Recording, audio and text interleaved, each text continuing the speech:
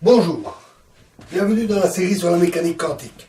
Donc nous allons maintenant avoir un aperçu d'un phénomène en théorie quantique des champs qu'on appelle le positronium, un objet quantique appelé le positronium. Alors c'est un objet qui est composé d'un électron et d'un positron, c'est-à-dire un anti-électron. Donc là, le positron est une particule d'antimatière qui est totalement identique à l'électron. Il a à peu près les mêmes propriétés, il a la même masse, mais il a une charge électrique positive. C'est la seule différence avec lui, sa charge est opposée. Alors, l'électron et le positron ont tendance à s'annihiler. Lorsqu'ils se touchent, ils s'annihilent pour se transformer en photons gamma, donc en photons de rayonnement gamma. Toute la masse des électrons, de l'électron et du positron, est convertie en énergie de photons, selon la loi de la relativité E égale mc2. Et cette énergie est assez élevée, à 512 kV pour un électron, donc ça donne des photons forts énergétiques qui sont dans le domaine des rayonnements gamma.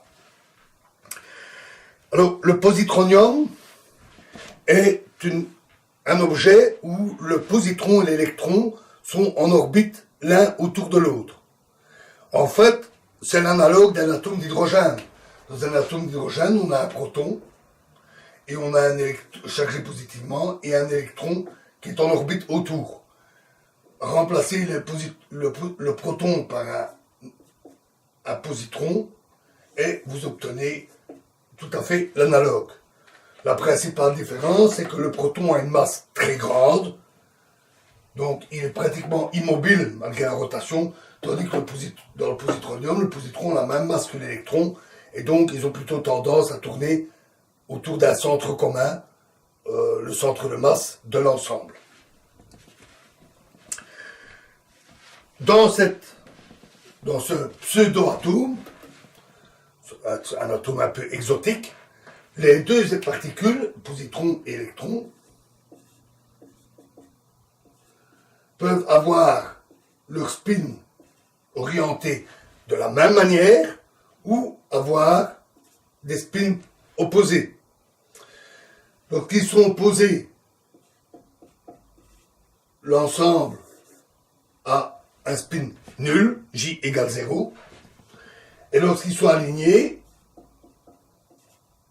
le spin vaut 1, puisque ce sont deux particules, le spin 1,5, c'est comme dans l'exemple que nous avions pris de l'étude du spin 1, et bien sûr, il y a 3 états possibles, où m égale moins 1, 0 ou plus 1.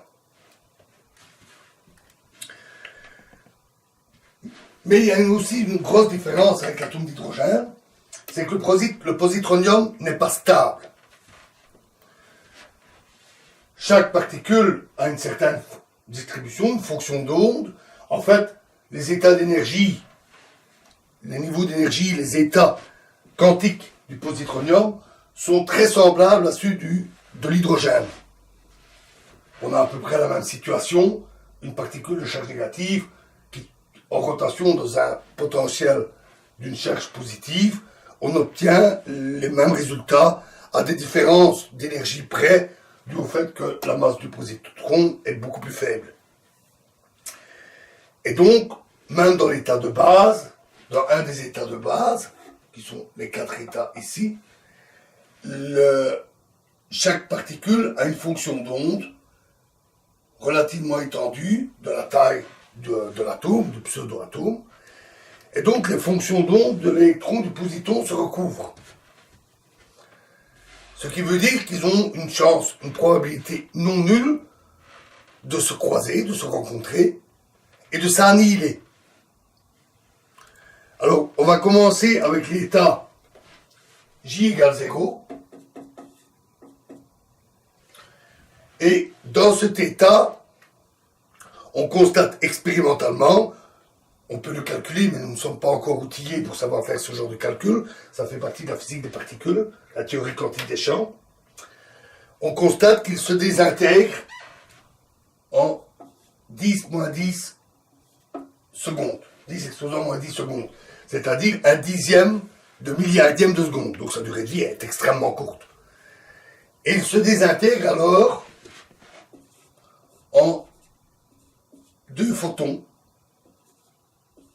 de rayonnement gamma, de même énergie, et de direction opposée. Alors pourquoi opposée? Bon, on se place au repos, donc on considère le positronium au repos, ou même s'il est en mouvement, on se place dans le référentiel où le positronium est au repos.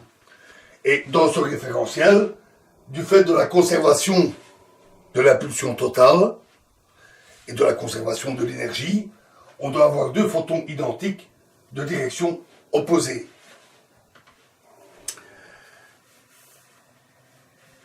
Notons qu'on parle d'un atome qui n'a aucun spin. Donc il n'y a pas de direction privilégiée. Et donc toutes les directions sont équivalentes. Les deux photons peuvent partir dans n'importe quel sens. Et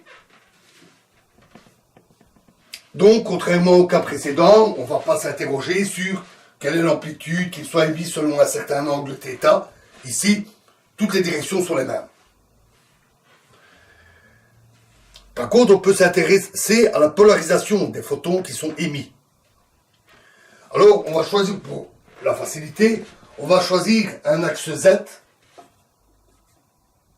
placé dans la direction d'émission des rayons gamma. Donc, on a un certain axe Z, on a notre positronium J égale 0. Celui-ci se désintègre en deux photons. Donc, supposons que le photon qui part vers le haut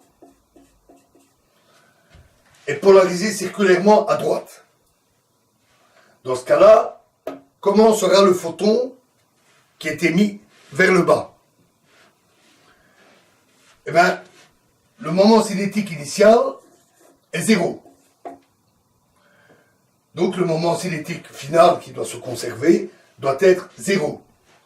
Celui-ci a un moment cinétique h bar. Dans ce cas-là, le photon qui part dans l'autre sens doit avoir, par rapport à cet axe Z, un moment cinétique moins h bar. Et donc, ça doit être aussi un photon polarisé circulairement à droite. Il va comme ça, dans un sens, en partant vers le haut, mais dans la direction opposée, il va dans le même sens par rapport à cette direction, mais dans le sens opposé par rapport à l'axe Z, qui a une direction bien précise. Et donc, du fait du renversement de la direction, le moment cinétique est opposé, et donc le total vaut 0. Donc il est impossible d'avoir émission d'un photon polarisé circulairement à droite et l'autre photon qui serait polarisé circulairement à gauche. Le total donnerait un moment cinétique de 2 h bar et le moment cinétique total ne serait pas conservé. Alors, considérons maintenant le cas où J égale 1, mais M égale 0.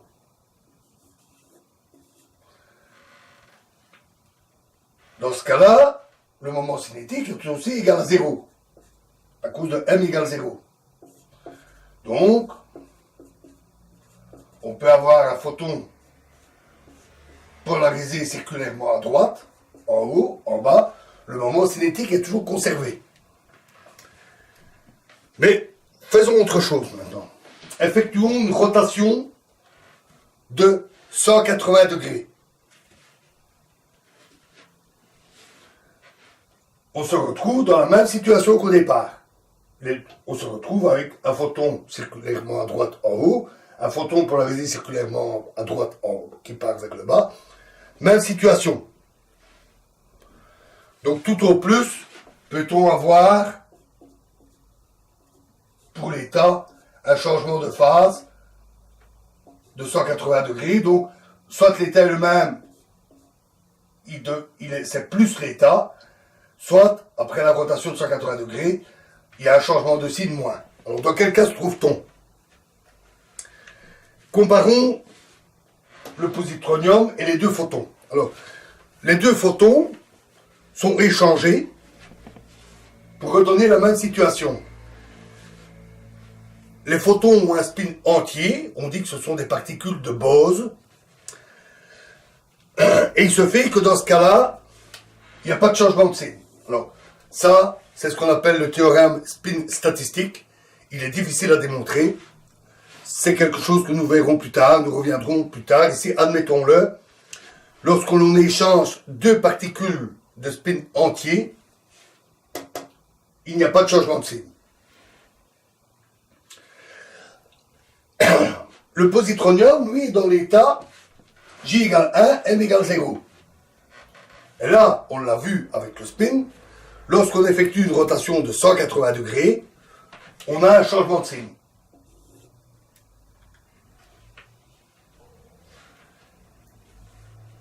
Et donc là, on a une contradiction. Selon qu'on raisonne avec le positronium, on dit la rotation de 180 degrés change de signe. Et si on raisonne avec les photons qui sont émis, on dit non, ça ne change pas de signe. Cette contradiction montre que ce type de désintégration n'est pas possible. Et avec deux photons polarisés à gauche, par exemple, on aurait le même résultat. Donc ce n'est pas possible. Le positronium, dans cet état-là, ne peut pas se désintégrer en deux photons. Alors on pourrait dire, mais il ne se désintègre pas, alors il est stable. Non, en fait, il existe d'autres modes de désintégration possibles. Les deux particules, l'électron et le positron, peuvent s'annihiler et se transformer en trois photons. Chaque photon partant dans une direction différente, formant un triangle équilatéral.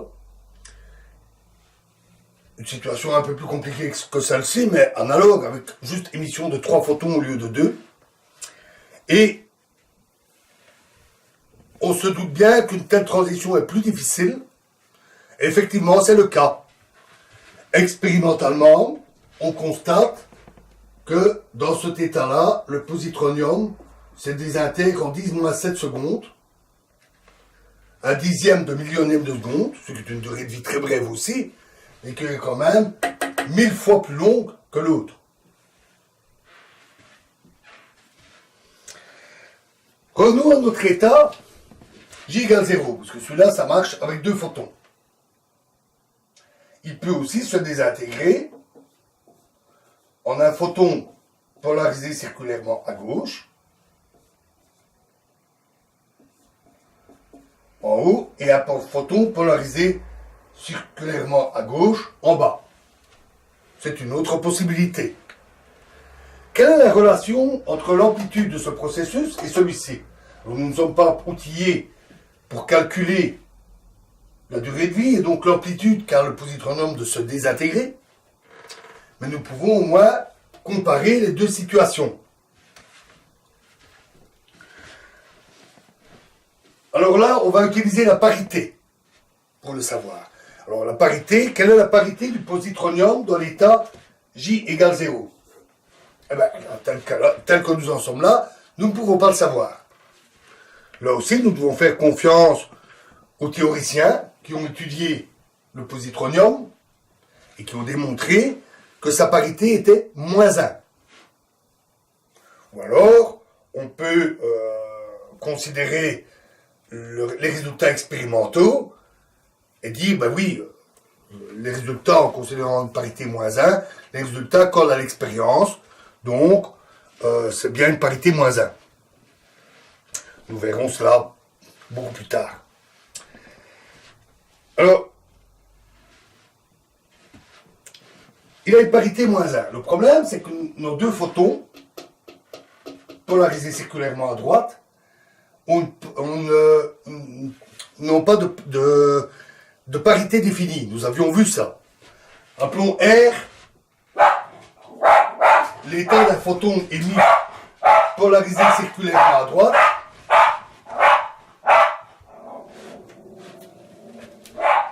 Et appelons L l'état d'un photon polarisé circulairement à gauche.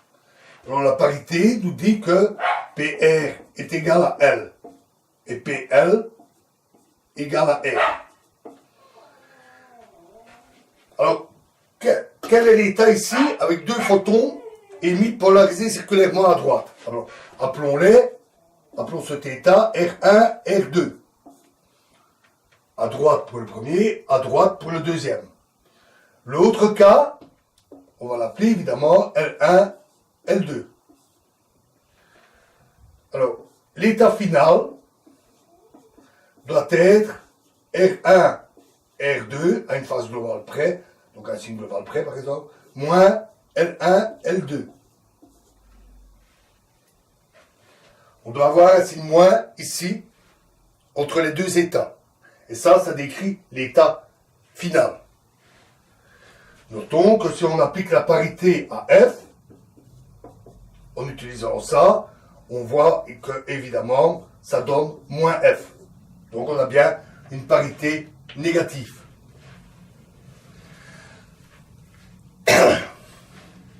Imaginons maintenant que l'on utilise deux détecteurs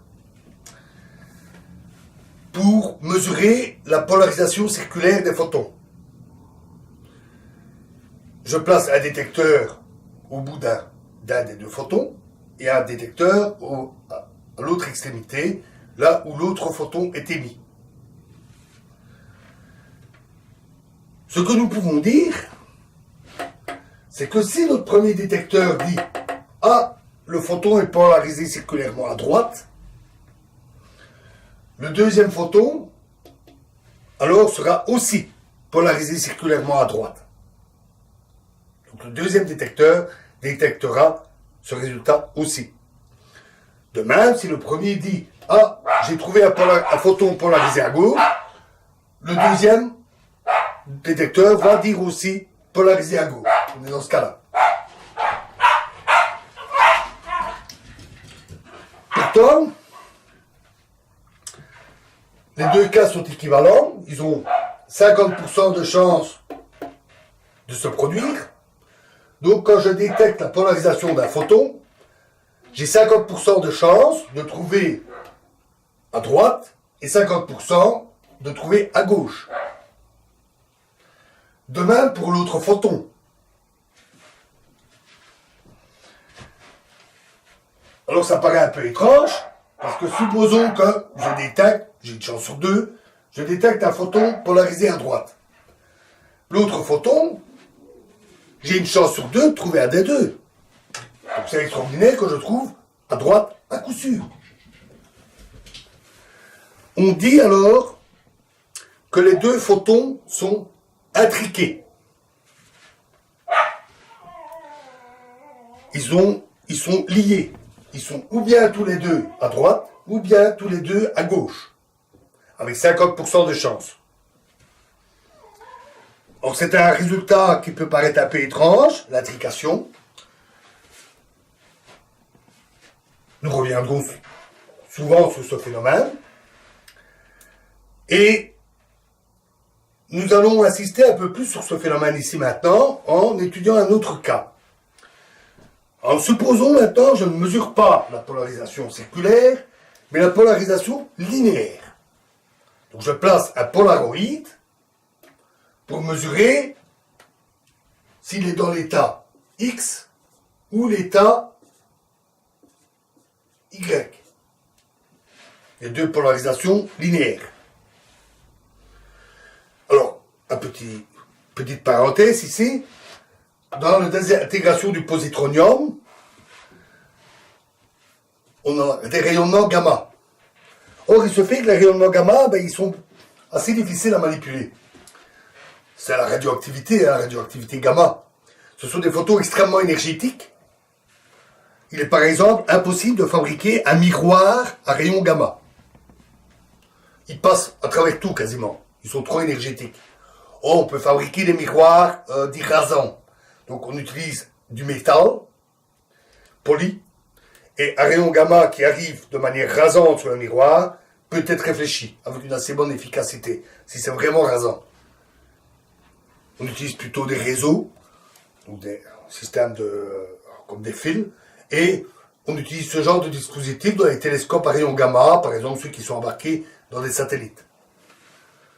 Donc c'est pas facile de mesurer les propriétés d'un photon gamma qui a tendance à passer à travers tout, y compris sa polarisation.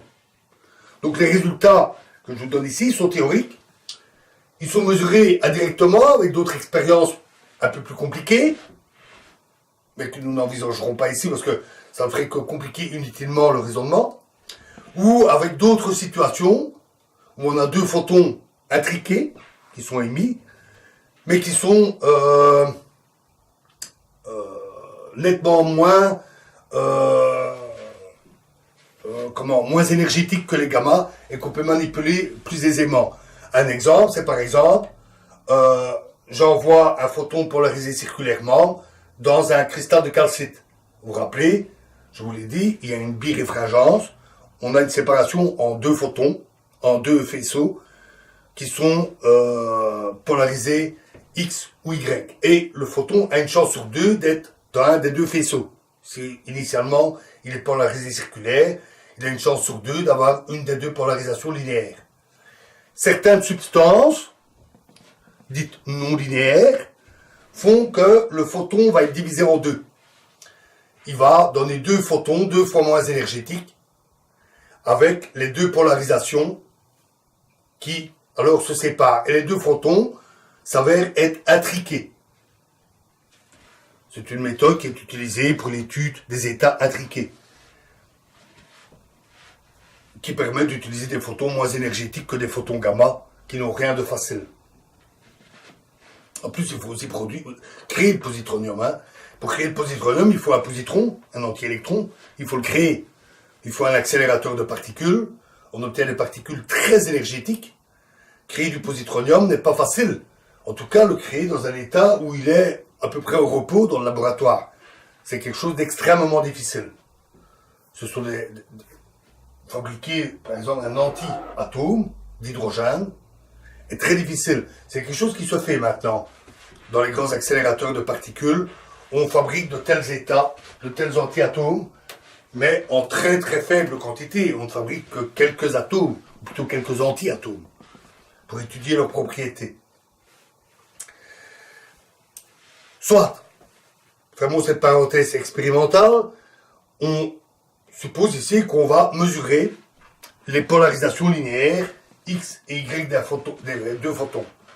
Donc la question est, supposons que je mesure la polarisation selon X ici, et que j'en trouve un, que je trouve le photon, quelle est la probabilité que je trouve l'autre dans l'état, on va dire, Y?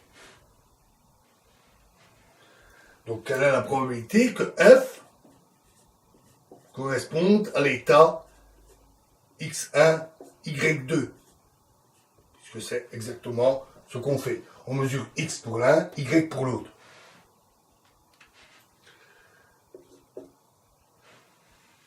Alors, ça, c'est quelque chose que nous verrons plus en profondeur dans la prochaine vidéo. Je ne veux pas faire trop long en une seule vidéo.